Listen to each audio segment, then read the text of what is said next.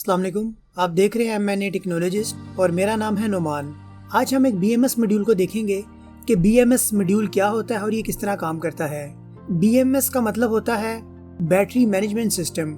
ये मॉड्यूल वहाँ पे इस्तेमाल किया जाता है जहाँ पे बहुत सारी बैटरियाँ आपस में सीरीज में कनेक्ट हों। इस मॉड्यूल का काम ये होता है कि जब बहुत सारी बैटरियाँ सीरीज में कनेक्ट होती हैं तो हर बैटरी को एक इक्वल करंट यानी कि उस बैटरी की रिक्वायरमेंट के मुताबिक उसको करंट वोल्टेज जाता रहे, उसके लिए इन मॉड्यूल्स को डिजाइन किया जाता है। तो ये मुख्तलिफ किस्म के आते हैं। आज हम जिस मॉड्यूल की बात करेंगे ये है लिथियम लाइन सेल के BMS। तो आप देख लें मेरे पास ये दो BMS मौजूद है जिसमें एक 20 एम्पीयर का है और एक 10 एम्पीयर का है। ये 3S है यानी कि इनके साथ हम 3 लिथियम लाइन सेल को कनेक्ट करेंगे।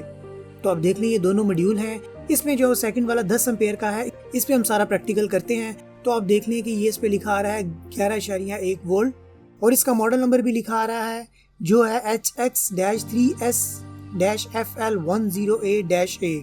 तो ये मैक्सिमम 10 एम्पीयर के लिए इस्तेमाल होता है। इस मॉड्यूल के साथ हम 3 लिथियम लाइन सेल लगा के हम 11.1 यानी कि आप इसे 12 वोल्ट भी कहते हैं कि 12 वोल्ट की हम एक बैटरी तैयार कर सकते हैं। तो आप देख लें इस तरह का मॉड्यूल है जिस पे ये कुछ कंपोनेंट लगे हुए हैं, जिसके अंदर प्रोटेक्शन भी मौजूद होती है कि आपके हर सेल को इक्वली चार्ज करता है और दूसरा आपको प्रोटेक्शन भी देता है कि अगर आपका आगे सर्किट शॉर्ट हो जाए तो ये लिथियम सेल को शॉर्ट नहीं करता, करंट को ऑफ कर देता है। और ये मॉड्यूल आपके लिथियम लाइन सेल को कम्प्लीटली डिस्चार्ज भी नहीं होने देता, यानी कि उसमें थोड़ा करंट रहता है, उसके बाद ये मॉड्यूल आउटपुट देना बंद कर देता है। तो इस मकसद के लिए मॉड्यूल इस्तेमाल किया जाता है। ये 12 वोल्ट है, 3S है, इसमें 2S भी आता है, 4S भी आता है, 5S भी आता है, यानी कि मुख्तलिफ वोल्टेज के हिसाब से ये BMS मार्केट से मिल जाते हैं। तो आइए हम इस पर प्रैक्टिकल स्टार्ट करते हैं। तो मैं फिलहाल 3S के लिए काम कर रहा हूँ। तो मेरे पास ये लिथियम लाइन सेल का कवर है, इसमें हम 3 बैटरियाँ डाल देंगे जो कि आपस में सीरीज में कनेक्ट हो जाएंगी।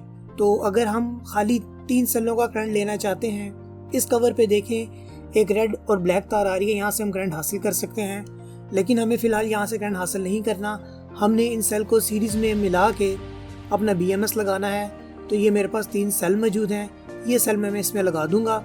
उसके बाद ये कवर इन सेल को सीरीज में कर देगा। ये सेल हम इसमें डाल देंगे और जहाँ जहाँ पे BMS की वायर लगनी है, यानी कि टोटल BMS पे 4 तारें लगनी हैं, वो तारें मैं इस कवर पे लगा देता हूँ। तो अभी आप देख लें कि ये मैंने 4 तारें लगा दी हैं। ये 2 तारें तो सेपरेट है, इसे आप रहने दें, बाकी मैंने ये 2 ब्लैक और 2 रेड, ये 4 तारें लगा दी हैं। ये चारों तारें हमारी BMS पे लगेंगी। BMS पे किस तरह लगेगी ये मैं आपको बता देता हूँ। तो तारें लगाने के बाद हम BMS को ग्लू गन से इसके साथ चिपका देंगे। तो सबसे पहले हम इसके वायर कनेक्शन कर लेते हैं, उसके बाद हम इसको यहाँ पे लगा देंगे। तो वायर कनेक्शन करने के लिए इस BMS पे देखिए 4 पॉइंट है। तो सबसे पहले मैं सोल्डरिंग आयरन से यहाँ पे सोल्डर लगा देता हूँ ताकि हमारी तारें आसानी के साथ चिपक जाएं। तो ये 4 पॉइंट रेडी हो गए हैं। अब सबसे पहले हमारे 0 पे वायर लगाएंगे। 0 पे आप देखें तो यहाँ पे बैटरी का नेगेटिव लिखा आ रहा है, यानी कि जो सबसे लास्ट नेगेटिव होगा वो हम यहाँ पे लगा देंगे। उसके बाद जो बैटरी का पॉजिटिव है, यानी कि जो लास्ट पॉइंट पॉजिटिव की तरफ है रेड वायर, जहाँ 11.1 लिखा आ रहा है यहाँ पे हम रेड वायर लगा देंगे। उसके बाद एक सेल के बाद जहाँ 3.7 होंगे वहाँ पे हम एक तार लगा देंगे और जहाँ पे 2 सेल आपस में सीरीज में हो जाएंगे तो जहाँ पे 7.4 लिखा आ रहा है वहाँ पे हम तार लगा देंगे। तो इस तरह ये मैंने सारी तारें लगा दी हैं। उसके बाद हम जहाँ से इनपुट आउटपुट हासिल करेंगे वहाँ पे वायर लगा देते हैं। यहाँ पे थोड़ी मोटी वायर लगाएंगे ताकि हम 10 एम्पीयर तक का करंट इस्तेमाल करें तो तार को मसला ना हो। तो अब देखें जहाँ पे P नेगेटिव P पॉजिटिव लिखा आ रहा है यहाँ पे हम वायर लगा देते हैं। तो ये सारी वायर हमने लगा दी है। अब हम इस BMS को इसके साथ चिपका देते हैं। तो मैं ग्लू गन के साथ इसके ऊपर चिपका देता हूँ। उसके बाद मैंने इसमें 3 लिथियम लाइन सेल डाल लिए हैं। आप ये देख लें इस लिथियम लाइन सेल के कवर पे जो ऑलरेडी 2 तारें लगी हुई थी वो मैंने नहीं उतारी, वहाँ पे मैंने ये रेड कलर का मीटर लगा दिया है। अभी 11 वोल्ट आ रहे हैं और जो BMS पे आउट आ रही है वहाँ पे भी मैंने USB डिटेक्टर लगा दिया है जो कि हमें वोल्टेज और एम्पेयर दोनों बताता रहेगा। तो अभी आप देख लें कि आउटपुट पे इस टाइम उस पर 10.8 वोल्ट आ रहे हैं। अब आइए हम इस पे कोई लोड चला के देखते हैं। तो ये मेरे पास एक फ़ैन मौजूद है जो कि 12 वोल्ट और 1.1 एम्पेयर यानी कि 12 वोल्ट और 1100 मिली एम्पेयर का है। इस पंखे को इस बैटरी के साथ चलाते हैं। मैं अब इसको सप्लाई देता हूँ। तो अभी आप देखिए ये पंखा ऑन हो गया हुआ है जो कि अपना फुल स्पीड पे चल रहा है। तो अभी आप देखिए कि USB टेस्टर पे 10.1 वोल्ट और 0.80 एम्पेयर यानी कि तकरीबन 800 मिली एम्पेयर ये पंखा इस्तेमाल कर रहा है। वोल्टेज क्योंकि 10-11 है इसलिए ये 800 मिली एम्पेयर है। अगर ये फुल 12 हो जाएंगे तो ये तकरीबन 1100 मिली एम्पेयर लेगा। तो अगर हम इसकी पावर को देखें तो इस टाइम ये 8.04 तकरीबन 8 वाट पे ये पंखा हमारा चल रहा है। अब आप ये देखिए कि बैटरी ऑलरेडी डिस्चार्ज है, तो कुछ देर पंखा चलता रहा, उसके बाद ये ऑफ हो गया है। ऑफ होने की वजह क्या है कि बैटरी के अंदर करंट कम रह गया है, BMS ने उसको ऑटोमेटिक ऑफ कर दिया है। हालांकि देखिए जो रेड वाला मीटर मैंने लगाया हुआ है जो कि बैटरीज पे डायरेक्ट लगा हुआ है विदाउट BMS, वो ऑन है, लेकिन जो BMS पे मैंने USB टेस्टर लगाया था वो हमारा ऑफ हो गया हुआ है। तो आइए इन बैटरी को चार्ज करना स्टार्ट करते हैं। अब मैं चार्जिंग पे ही अपना मीटर लगा देता हूँ। तो चार्ज करने के लिए 12.6 वोल्ट की ज़रूरत होती है। फिलहाल मैं इसे 14 वोल्ट दे देता हूँ और देखते हैं इसका कैसा रिस्पॉन्स रहता है। तो मैंने अपनी यूनिवर्सल सप्लाई से 14 वोल्ट कर लिए हैं, तो मैं इसको चार्ज करना स्टार्ट करता हूँ। तो अभी आप देखिए चार्जिंग स्टार्ट हो गई है, जिससे हमारे वोल्टेज 12.9 और 1.39 यानी कि तकरीबन 1400 मिली एम्पेयर पे ये हमारे सेल इस टाइम चार्ज हो रहे हैं। और अगर पावर की बात करें तो तकरीबन 15.79 तकरीबन 16 वाट पे हमारी ये वाली बैटरी चार्ज हो रही है। अच्छा, ये वोल्टेज काफ़ी ज़्यादा थे। इस बैटरी को चार्ज करने के लिए हमें 12.6 वोल्ट की ज़रूरत होती है, तो मैं 12.6 सेट कर लेता हूँ। उसके बाद दोबारा हम बैटरी चार्जिंग पे लगाते हैं। तो अभी आप देखिए कि ये बैटरी जो है चार्ज होना स्टार्ट हो गई हुई है। पहले मैंने इसे 14 वोल्ट पे चार्ज कर लिया था, कुछ हद तक ये चार्ज हो गई थी, लेकिन अभी भी इस पे वोल्टेज की ज़रूरत है। तो अभी आप देखिए कि बैटरी चार्ज होना स्टार्ट हो गई हुई है। 12.3 वोल्ट और 0.25 यानी कि तकरीबन इस टाइम 250 मिली एम्पेयर पे ये बैटरी चार्ज हो रही है। अब होगा क्या कि जैसे जैसे बैटरी फुल होती जाएगी हमारे एम्पेयर जो हैं वो कम होते जाएंगे। अब आप देखिए कि कुछ देर बाद 0.21 यानी कि तकरीबन 210 मिली एम्पेयर पे बैटरी चार्ज हो रही है। उसके बाद 20 पे हो गई, फिर 19। ये इतनी स्पीड से एम्पेयर कम नहीं हो रहे। मैं आपको वीडियो की रफ्तार ज़्यादा करके दिखा रहा हूँ, इसलिए आपको एम्पेयर इतनी जल्दी कम होते नज़र आ रहे होंगे।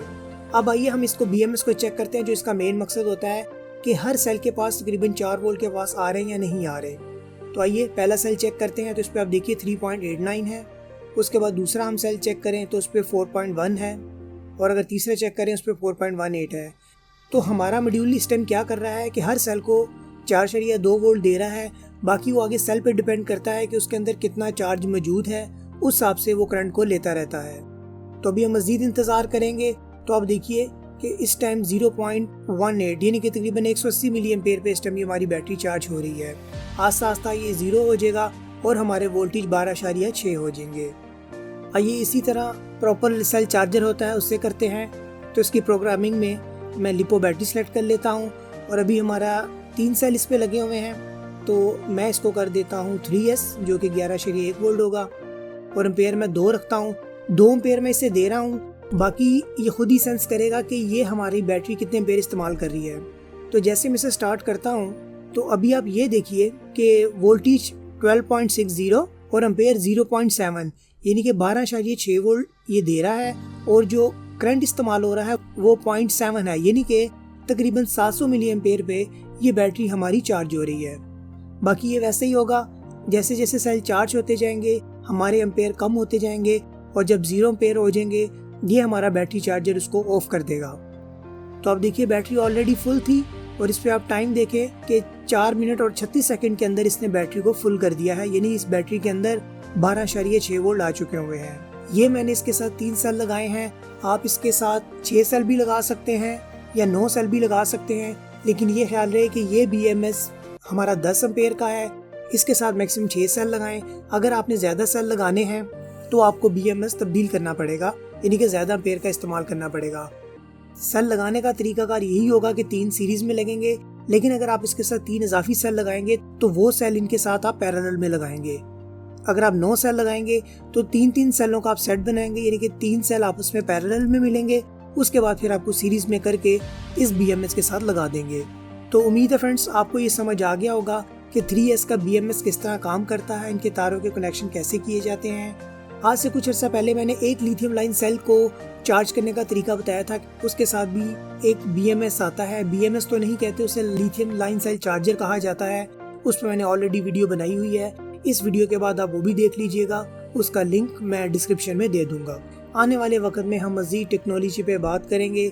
इसके लिए आप मेरे चैनल को सब्सक्राइब करें। आपका देखने और सुनने का बहुत शुक्रिया।